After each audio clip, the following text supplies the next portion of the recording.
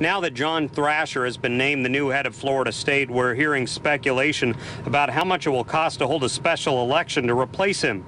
Estimates around the state go as high as $1 million tax dollars. Even before this past Tuesday, Thrasher himself was talking about the need for a special election. But it will allow them, if I'm finally selected on November 4th by the Board of Governors, for them then to have a special election and really vet the next senator from District 6.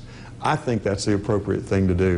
While some have criticized why Thrasher didn't just pull out of the Senate race, News4Jack's political analyst Jennifer Carroll says this should not be a surprise. And from a Republican perspective, which Thrasher is, it was necessary to keep the seat in the party's hands. Well, I think it was by design because it's a heavily Republican seat and his opponent was a Democrat. Had he dropped out, then a Democrat would have received that, at least be elected to that position. So in making it and creating a special election, then you open it up for other Republicans to run. Carroll says the special election could cost as little as $600,000, but she also estimates it will be likely closer to $1 million because other elected officials will vie for the seat. State Representative Doc Renoir from Ponte Vedra Beach is one who's been named as wanting the spot.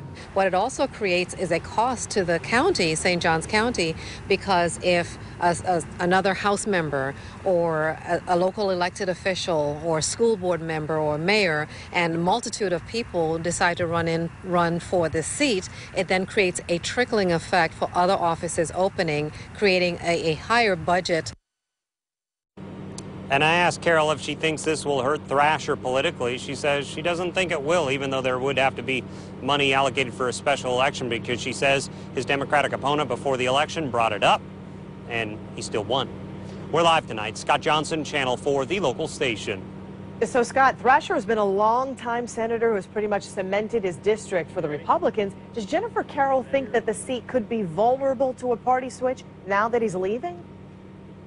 She doesn't think it will. She says because of gerrymandering and the way the laws are structured, this specific district has been redrawn a few times to make it favorable to Republicans.